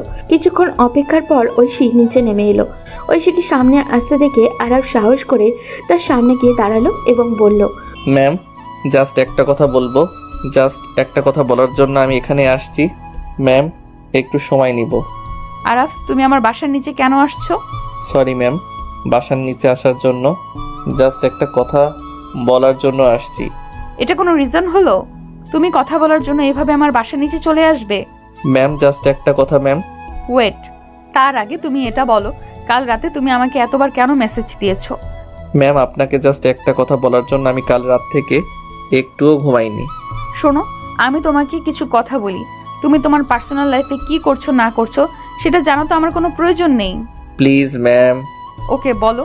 বাট আপনি আমাকে প্রমিস করতে হবে, আমার কথাগুলো শোনার পর আপনি ঠিকঠাক মতো ক্লাস নেবেন, ঠিকঠাক মতো ভার্সিটিতে যাবেন। তোমার কথা শুনতে হলে এখন আমাকে প্রমিস করতে হবে যে আমি ক্লাসে যাব কি না। আরাফ, তুমি বলো কি বলতে এসেছো, ছটপট বলো, আমার অনেক কাজ আছে। Ma'am, I love you. আমি সিরিয়াসলি আপনাকে ভালোবাসি। প্রথম দিন যখন আপনাকে দেখি সেদিনই আমি আপনাকে মন থেকে ভালোবেসে ফেলি। আমার জীবনের প্রতিটি মুহূর্তে, প্রতিটি ভাবনায় আপনি আছেন। বাসায় গেলে আমি শুধু আপনাকে ভাবি, ঘুমালে আপনাকে দেখি, খেতে বসলে আপনার কথাই মনে হয়, ক্লাসে থাকি বা ক্লাসের বাইরে সবসময় শুধু আপনি আমার মনে জায়গা নিয়ে আছেন। এমনকি বন্ধু বান্ধবদের সঙ্গে আড্ডা দিতেও আপনার মুখটাই মনে ভাসে। আর আমার স্বপ্নের কথা বলবো কি, সেখানেও কেবল আপনি। ম্যাম, আমি জানি হয়তো এই কথাগুলো বলার সাহস আমার আগে হয়নি, কিন্তু আজ আমি আর দমিয়ে রাখতে পারছি না। আমি সত্যি আপনাকে ভালোবাসি। I love you ma'am. Oishi আরাফকে একটু কাছে এসে হাসলো, তারপর মিষ্টি করে বলল। আরাফ, আমিও যে তোমাকে ভালোবাসি, তুমি সেটা কখনো বুঝতে পারোনি। ঐশীর মুখ থেকে কথাটি শুনে আরাফ আনন্দে লাফিয়ে উঠল, তার মনে যেন আনন্দের বন্যা বইতে যেতে লাগলো। তারপর ঐশী আরাফের আরেকটু কাছে আসলো, এসে বলল। তুমি আমাদের খুব ভালো একজন স্টুডেন্ট, তাই না? পুরো ভার্সিটিতে যদি 10 জন মেধাবী শিক্ষার্থীর কথা বলা হয় তাদের মধ্যে অবশ্যই তুমি একজন। তোমার রেজাল্ট দারুণ, পড়াশোনায় মনোযোগী, অনেক ভালো শিক্ষার্থীর মধ্যে তুমিও আমাদের প্রিয় একজন। আর 10 জন শিক্ষক যেমন তাদের ছাত্রদের ভালোবাসে, আমিও তেমনি তোমাকে ভালোবাসি। ঐশীর কথাগুলো শুনে আরাফের যেন এক মুহূর্তে সব আনন্দ মাটি হয়ে গেল। তার আকাশে যেন কালো মেঘ এসে ভর করলো। ঐশী সেখান থেকে চলে গেল, তবে একটু দূরে গিয়ে পিছনে ফিরে তাকালো। আর আরাফের এমন অবস্থায় মুচকি হাসলো, কারণ ঐশী জানতো সে শুধু মজা করছিল, কিন্তু আরাফ সেটা একদমই বুঝতে পারেনি। মন খারাপ নিয়ে আরাফ বাসায় ফিরে এলো। রুমে বসে রইল। 2 দিন ধরে রুম থেকে বের হলো না, শুধু কাঁদতেই থাকলো। এদিকে তিশা বারবার এসে তার সাথে মজা করতে লাগলো। 2 দিন পর আজ শুক্রবার, আরাফ আর ঐশীর বিয়ে, কিন্তু আরাফ তখনও ঘুমিয়ে। তিশা এসে তাকে ঘুম থেকে জোরে টেনে তুলে আবারও বলল। আরাফ, এই আরাফ, এই গাধা, এখনো ঘুমাচ্ছিস? আজ তোর বিয়ে, সেদিকে কোনো খেয়াল নেই? তুই বিয়ে করতে পারবি না, তাই তো? দাঁড়া, আব্বুকে ডাক দিচ্ছি। আব্বু, আব্বু। এই তুই আব্বুকে ডাক দিচ্ছিস কেন? উঠছি তো, তুই যা, আমি রেডি হয়ে আসছি। এইখানে তো শেরওয়ানি দেখ। গেলাম, তাড়াতাড়ি রেডি হয়ে ফ্রেশ হয়ে নিচে আয়। বিরক্ত ভঙ্গিতে আরাফ বিছানা থেকে উঠে বাথরুমে গেল। ফ্রেশ হয়ে শেরওয়ানিটা পরে নিচে এলো। নিচে এসে দেখে তার মা এক গ্লাস দুধ নিয়ে দাঁড়িয়ে আছেন। তিনি আরাফকে দুধ খাইয়ে দোয়া করলেন। এরপর আরাফ তার বাবা আর তিশার সঙ্গে ঐশীদের বাসার উদ্দেশ্যে রওনা দিল। প্রায় 30 মিনিট পর তারা ঐশীদের বাড়িতে পৌঁছালো। কাজী সাহেবও ততক্ষণে চলে এসেছেন। এ বিয়ের আনুষ্ঠানিকতা শুরু হলো। আরাফের মন ততক্ষণে ভীষণ ভারাক্রান্ত। সে একবারও মাথা তুলেও তাকালো না, এমনকি সে খেয়ালও করলো না তার সামনে ঐশী কোণে সেজে বসে আছে। কাজী সাহেব যখন বিয়ের কাজ সম্পূর্ণ করছিলেন, আরাফ তখন যেন শূন্য দৃষ্টিতে বসেছিল। তার মনটা ভারে পূর্ণ, সব কিছু যেন তার জন্য অর্থহীন হয়ে গেছে। বিয়ের পর ঐশীর বাবা ঐশীকে আরাফের হাতে তুলে দিলেন। তারপর সবাই মিলে নতুন জীবনের সূচনা করতে তাদের বাসার উদ্দেশ্যে রওনা দিল। বাসায় পৌঁছানোর পর সবাই ঐশীকে নিয়ে ব্যস্ত হয়ে পড়ল। আরাও শেরওয়ানিটা খুলে চুপচাপ সোজা ছাদে চলে গেল। পশ্চিম দিকে সূর্যাস্তের দিকে তাকিয়ে ভারাক্রান্ত মনে দাঁড়িয়ে রইল। তার চোখের সামনে ঐশীর মুখটা বারবার ভেসে উঠছিল এবং তার কথা মনে করে মনটা আরও বেশি ভার হয়ে উঠছিল। এভাবে ভাবতে ভাবতে রাত প্রায় 10টা বেজে গেল। সারাদিন এক ফোঁটা পানিও খায়নি আরাফ। তখন তিশা এসে ছাদ থেকে তাকে নিচে নিয়ে গেল, জোর করে রাতের খাবার খাওয়ালো এবং বাসর ঘরে ঢুকিয়ে দিল। আরাফ ঘরে ঢুকে ঐশীর পাশে বসতে চাইল না। সে চুপচাপ একটা বালিশ তুলে নিল এবং সোফায় গিয়ে শুয়ে পড়ল। কিছুক্ষণ চুপ থাকার পর ঐশী ধীর কণ্ঠে বলল, এই যে শুনছেন, আপনি আমার কাছে আসবেন না। তার খুব পরিচিত কণ্ঠটা শুনে সে লাফ দিয়ে উঠল। তারপর বলল, এই আপনি কে? আমি কে তা কি আপনি জানেন না? না জানলে আসুন, আমার ঘুমটা উঠিয়ে দেখুন আমি কে। তারপর আরাফ ধীরে ধীরে ঐশীর কাছে গেল। এক মুহূর্তে ইতস্তত করে সে ঐশীর ঘুমটা উঠিয়ে যা দেখলো তার জন্য আরাফ মোটেও প্রস্তুত ছিল না। ঐশীর মায়াবী চেহারায় হারিয়ে গেল সে। কিছুক্ষণ চুপ থেকে আরাফ ধীরে ধীরে বলতে লাগলো, এ তো দেখছি আকাশের চাঁদ, কিন্তু এই চাঁদ আমার ঘরে আসলে এটা কিভাবে সম্ভব? এটা সম্ভব কারণ এই চারটাও যে এই ছোট্ট দুষ্টুটাকে ভালোবাসে। আমি আর তিশা মিলে একটা প্ল্যান করেছিলাম তোমাকে সারপ্রাইজ দিব। তার মানে তোমরা আমাকে এতদিন জেনে শুনে এতটা কষ্ট দিয়েছো? হ্যাঁ, কারণ ছেলেরা খুব সহজেই কিছু পেয়ে গেলে তার মূল্য দিতে জানে না। তাই তোমাকে আরেকটু বোঝালাম আমি তোমার জন্য কতটা গুরুত্বপূর্ণ। কিন্তু আমাকে এতদিন এতটা কষ্ট দেওয়ার প্রতিশোধ আজ নিব। কিভাবে নেবে? দেখতে চাও কিভাবে নিব? দেখাও। ঐশী কথাটা বলতেই আরাফ ঐশীর গোলাপি রঙের ঠোঁট জোড়া তার নিজের দখলে নিয়ে নিল। দুজন হারিয়ে গেল ভালোবাসার এক অন্য জগতে। সেখানে শুধু ছিল তাদের নিঃস্বার্থ ভালোবাসার অনুভূতি। একে অপরের সান্নিধ্যে কখন যে গভীর ঘুমে তলিয়ে গেছে তা তারা বুঝতেও পারেনি। সকাল হয়ে গেছে, ঘড়িতে তখন প্রায় 10টা। হঠাৎই দিশা এসে রুমের দরজাটায় টোকা দিয়ে ডাক দিল। আরাফ, ঐশী, কে রে? আর কত ঘুমাবি? 10টা হয়ে গেছে, এখন তো ঘুম থেকে ওঠ। আর ঘুম থেকে উঠে চোখ কচলাতে কচলাতে গিয়ে দরজাটা খুলে দিল। তিশা আরাফকে উদ্দেশ্য করে বলল, কে রে ভাই আরাফ, সারপ্রাইজ কেমন লাগলো? ধন্যবাদ আপু আমাকে এত বড় একটা সারপ্রাইজ দেওয়ার জন্য। এটা সত্যি আমার জীবনের সবচেয়ে বড় আর সবচেয়ে সুন্দর সারপ্রাইজ। তোকে অসংখ্য ধন্যবাদ। আর শোন, তোর যদি কাউকে পছন্দ থাকে আমাকে নিঃসংকোচে বলবি, আমি সব কিছুর ব্যবস্থা করে দেব। তোকে সুখী দেখতে পাওয়াটা আমার জন্য সবচেয়ে বড় আনন্দ হবে। তারপর আরাফ আর ঐশী ফ্রেশ হয়ে নিচে এলো। সবাই মিলে একসাথে নাস্তা করলো। ঐশীকে কাছে পেয়ে তাদের বাবা মাও ভীষণ খুশি। সব সময়ের সঙ্গে সঙ্গে ভালোবাসার সুখ আর শান্তিতে কাটতে লাগলো তাদের জীবন। প্রায় 2 বছর পর একটি নতুন অধ্যায়ের সূচনা হলো। ঐশী হাসপাতালের বেডে অজ্ঞান অবস্থায় শুয়ে আছে, আর তার পাশে বসে আছে আরাফ বলে ছোট্ট একটি ফুটফুটে মেয়ে। হ্যাঁ, এটি আরাফ আর ঐশীর মেয়ে। আজ তাদের জীবনে এসেছে এক টুকরো রোদ, ঝলমলে আলো আর তাদের প্রথম সন্তান। কিছুক্ষণ পর ঐশীর জ্ঞান ফিরল। চোখ খুলতেই সে আরাফকে দেখতে পেল। আরাফ গভীর মমতায় ঐশীর দিকে তাকিয়ে হাসলো এবং বলল, ঐশী, আমাদের জীবনের সবচেয়ে সুন্দর উপহারটা তুমি আমাকে দিলে। ধন্যবাদ তোমায়। আমি তোমাদের দুজনকেই পৃথিবীর সব সুখ দিয়ে ভরিয়ে দিতে চাই। তোমাকে অসংখ্য ধন্যবাদ আমাকে এতটা ভালোবাসার জন্য। আমাদের এই সুন্দর রাজকুমারীটার নাম কি রাখবো তুমি বলো? আমি আমার মেয়ের নাম আমাদের দুজনের নামের সাথে মিল রেখে রাখবো, আশফা।